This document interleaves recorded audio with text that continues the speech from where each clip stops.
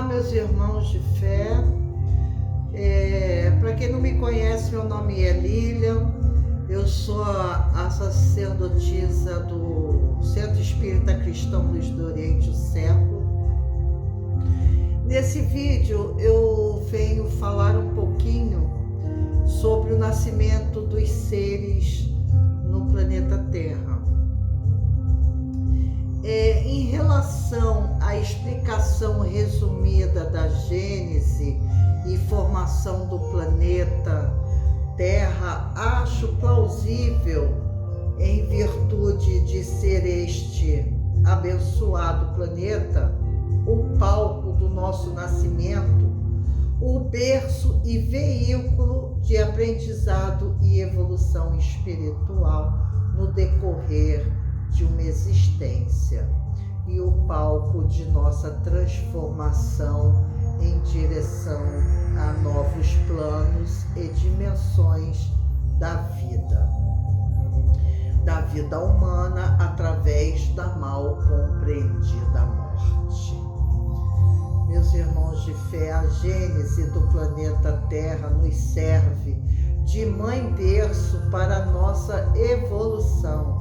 Assim foi edificado o mundo das células pelo grande arquiteto, nosso Pai Oxalá Maior, Deus, que é todo-poderoso, sendo Ele precursor das formas organizadas e inteligentes, que se consubstanciaram no futuro como vida complexa até chegar à idealização e realização mais trabalhosa das formas de vida, o homem, ou propriamente dito, os seres humanos.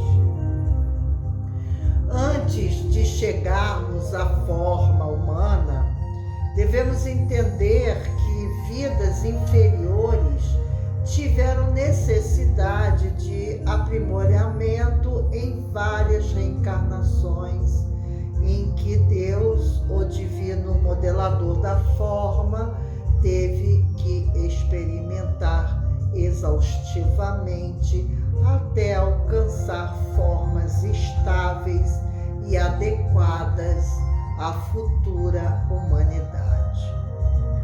Ao iniciar a grande gestação da vida no planeta Terra, o grande e poderoso nosso Deus aproveitou-se da matéria coloide albuminoide para semear as primeiras sementes da vida. Essa matéria coloide albuminoide se estendia das profundezas do gradativamente relevo terrestre. Falarei um pouco sobre o coloide albuminoide. Corresponde a uma camada de tecido conjuntivo que contém em seu interior um material gelatinoso denominado coloide. Pode ser redondo ou oval. Já a substância albuminoide é da natureza ou possui as características da albumina, ou seja, meus irmãos, uma proteína. Podemos entender assim que foi através da matéria albuminoide a grande odisseia da vida no nosso planeta Terra. Assim, edificaram-se as unidades básicas da vida, que é chamada de unicelulares. Falarei um pouquinho sobre os unicelulares. É um organismo unicelular que consiste em apenas uma célula, ao contrário de um organismo pluricelular que consiste em várias células. Esses organismos foram os primeiros a surgirem no planeta Terra dentro de algumas centenas de milhões de anos no Arqueano. Falarei para todos vocês sobre o Arqueano, a primeira das duas grandes divisões do pré-cambriano, durante a qual formaram as rochas mais antigas, caracterizadas pela ausência de registros de vida. O pré-cambriano, na escala de tempo geológico, o Cambriano é o período da Era Paleozoica, do Éon Fanerozoico é a era geológica que compreende uma das grandes eras do Éon Fanerozoico, correspondente, meus irmãos, aos 542 a 488 milhões de anos atrás, da escala do tempo geológico, ou seja, praticamente a metade do Fanerozoico, equivalente a 300 milhões de anos aproximadamente. Foi um tempo durante o qual as rochas foram formadas, equivalente a aproximadamente 570 a 245 milhões de anos. Falarei sobre o Éon Fanerozoico. Está dividido em 3 eras, ou seja, meus irmãos, Paleozoico, Mesozoico e Cenozoico.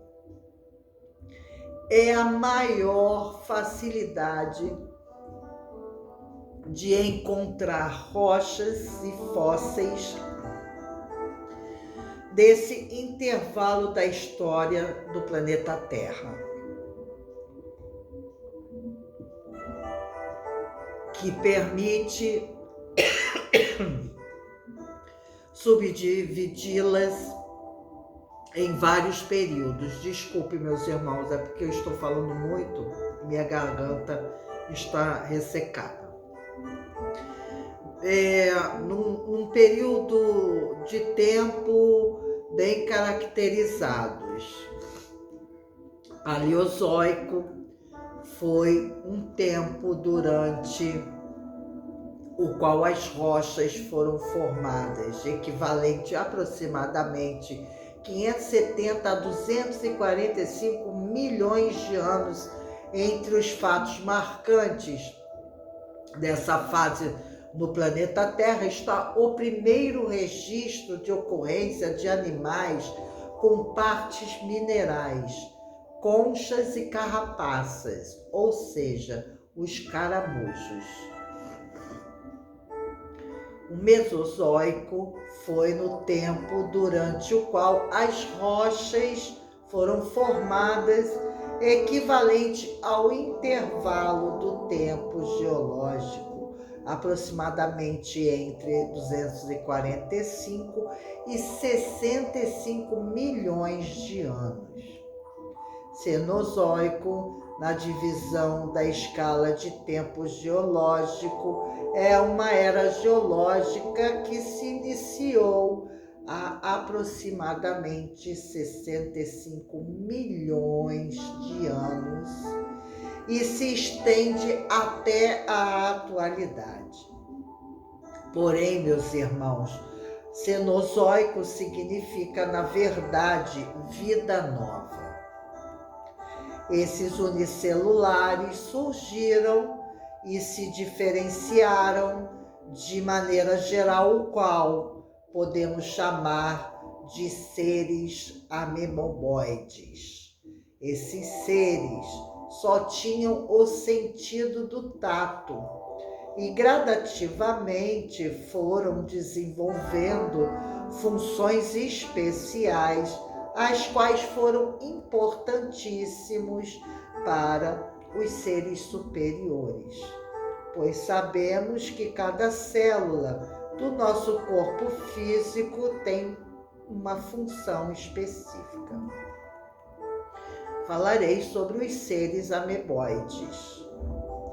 Na biologia, chama-se ameboide um grupo de protistas, também conhecidos por sarcodíneos, ou ao modo de vida, incluindo a alimentação, reprodução e locomoção de vários outros grupos de seres vivos, ou seja, meus irmãos de fé, as amebas podem alterar sua forma pela emissão de pseudopódios.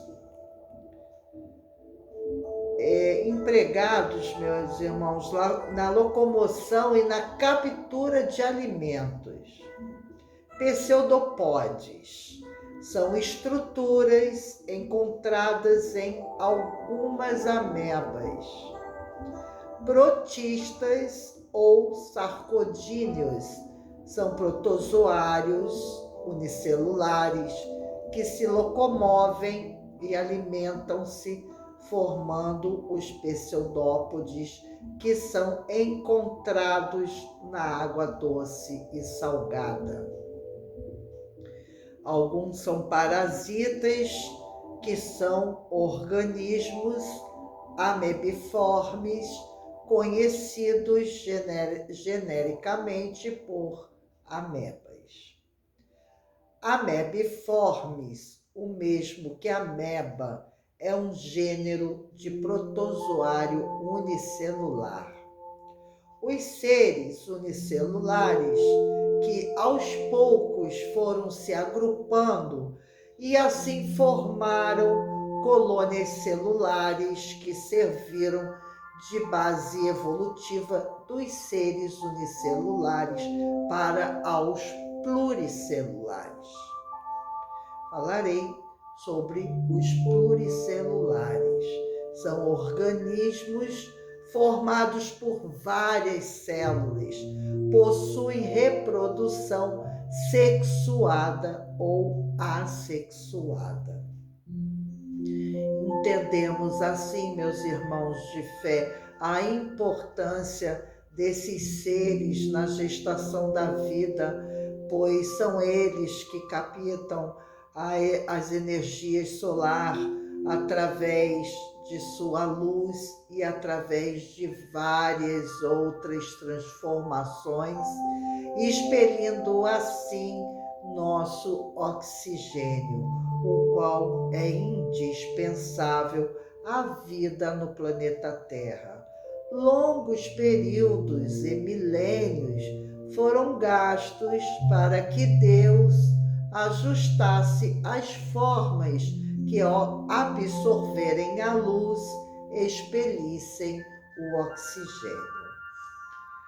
Vencida essa transcendental barreira de vida e de vital importância para a manutenção e prosseguimento da vida no planeta Terra, após isso, novo objetivo foi buscado e, graças ao nosso Deus e misericordioso, os experimentos são coroados com muito êxito. Assim, meus irmãos de fé, na superfície terrestre, ainda pantanosa, surgiram gradativamente os vegetais simples, os quais foram evoluindo para formas mais superiores, que, além de embelezar o jardim do grande arquiteto divinal, também transmutavam elementos vitais necessários a manutenção do equilíbrio da forma de vida planetária e, em especial, da forma humana, no qual encontramos nos vegetais uma fonte energética e que nutre o corpo etérico, o corpo físico e todo o seu bioeletromagnetismo. Meus irmãos de fé, voltando a falar sobre as cadeias de vida que se iniciou nos oceanos, são elas complexos celulares que chamamos de protovida, que ao se agruparem formou complexos celulares vegeto-animais. Esses complexos evoluíram em 2 ramos. Sabemos, já que a fauna terrestre recebeu os anfíbios, os quais foram se adaptando através de um processo de seleção natural, a qual é básica em todo o sistema evolucionista da forma. Assim, meus irmãos de fé, obedecendo a esses mesmos influxos evolutivos, surgiram os répteis, tal qual os conhecemos na atualidade. Logo após os répteis, surgiram no cenário terrestre monstruosas criaturas animais, formas assombrosas e descomunais, gigantescas, desprovidas de estética, ou seja, meus irmãos, os dinossauros, os primeiros animais a povoar o planeta Terra. Essas criaturas são marcadas por suas formas desarmônicas. Elas foram as mais formações da natureza, embora perdurassem por longos períodos. Essas formas pré-históricas desapareceram para sempre do planeta Terra através de um grandioso cataclismo. Somente em museus são depositários de suas formas atormentadas. Oxalá Maior, nosso Deus, ao experimentar as formas biológicas anômalas, após longos períodos, baniu para sempre aqueles ditos espécimes pré-históricas.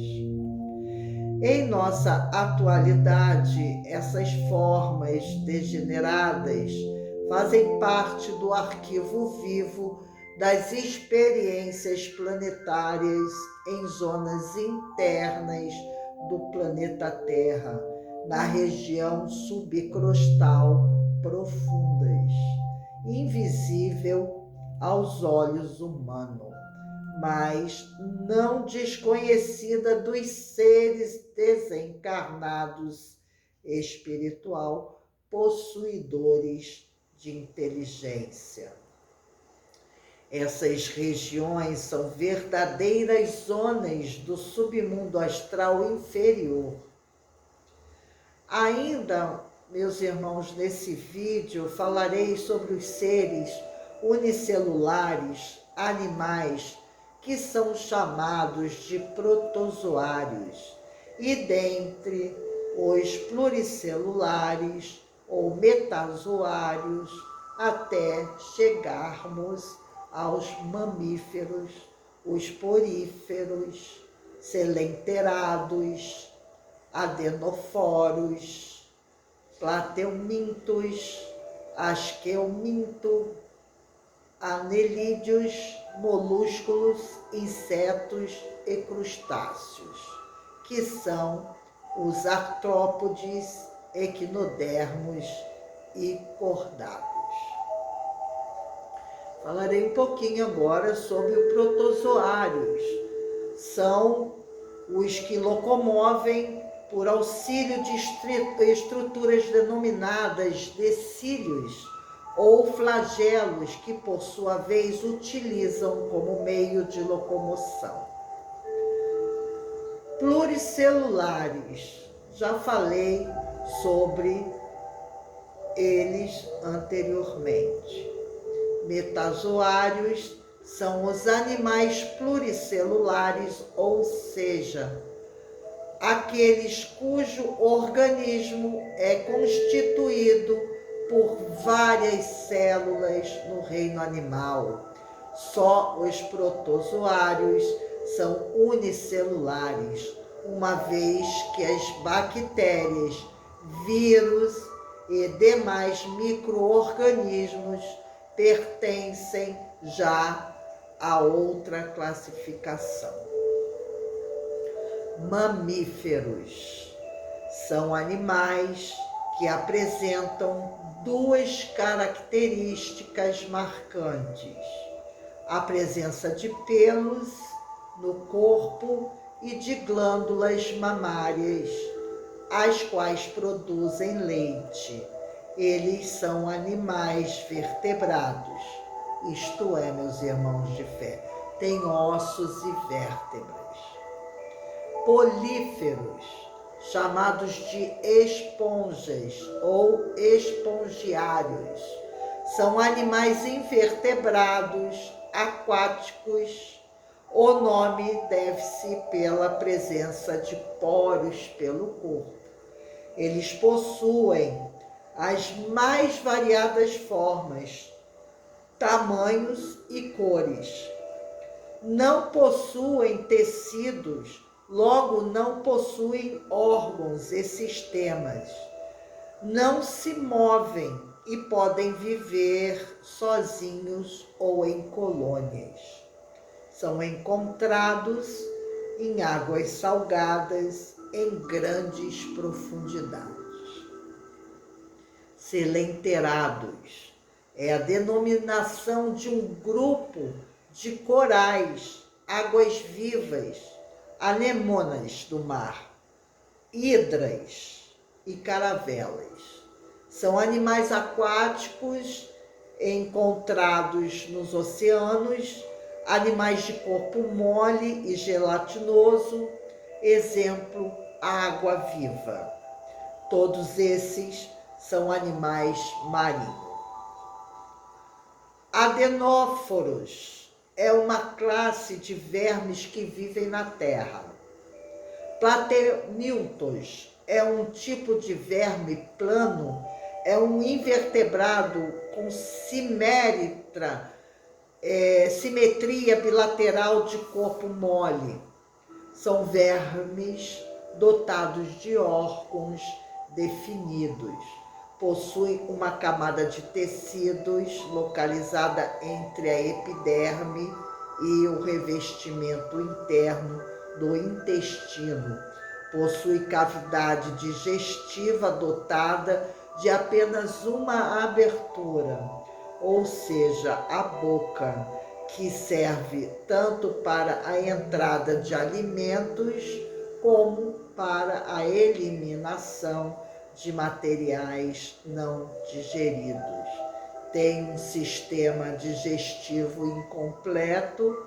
Esses vermes vivem em lamaçal ou em terras úmidas, como pântanos. Asquelminto é um conjunto heterogêneo de vermes marinhos e de água doce. Seus corpos são alongados e frequentemente cilíndricos, de tamanho reduzido e corpo revestido por uma cutícula. Possui sistema digestivo completo, sistemas circulatório e respiratório ausentes, com um anel nervoso ao redor da faringe. Anelídeos são animais invertebrados de corpo mole, alongado, cilíndrico e dividido em anéis, apresentando uma nítida segmentação. Esses invertebrados são encontrados na água doce ou salgada, em solo úmido. Os principais representantes dos anelídeos são as minhocas e as sanguessugas. Moluscos são animais invertebrados de corpo mole, protegidos por uma concha. Eles podem ser encontrados em ambiente terrestre e também aquático, sendo mais abundantes no ambiente marinho. Esses invertebrados são os caracóis, mariscos, conchas, ostras e caramujo. Insetos.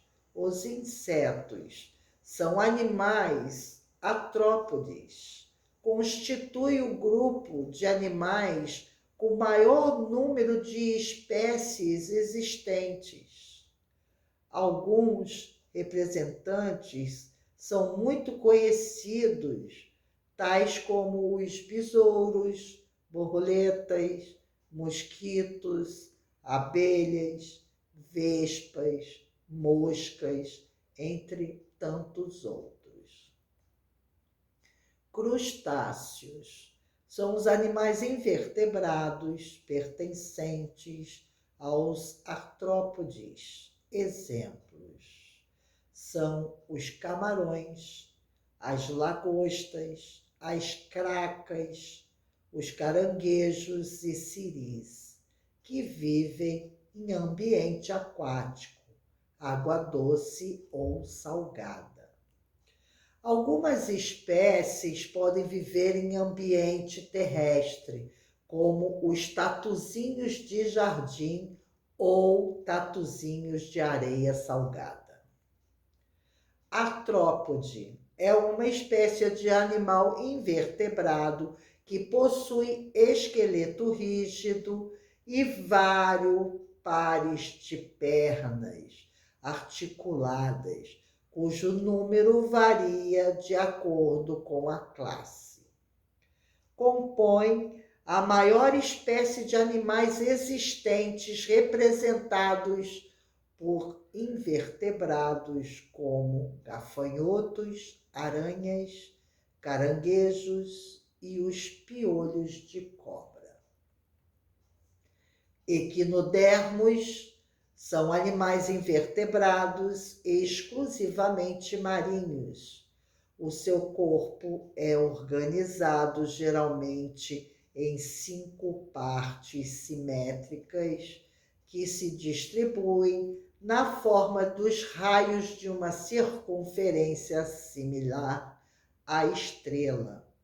Exemplo de equinodermos são as estrelas do mar, ouriço do mar e o lírio do mar. Cordados representam o grupo de animais invertebrados e vertebrados aquáticos, como, por exemplo, os peixes, anfíbios, que são os sapos e rãs, os répteis, que são cobras e serpentes, as aves aquáticas e mamíferos aquáticos. Espero, meus irmãos de fé, que tenham sido objetiva em nossos estudos e esclarecida em falar sobre os primeiros seres viventes em nosso planeta Terra. Agradeço a todos por estarem acompanhando os meus vídeos e que Oxalá Maior possa estar sempre presente na vida de todos nós, nos iluminando e direcionando nossos passos sempre para o caminho da verdade e da luz. Saravá Umbanda.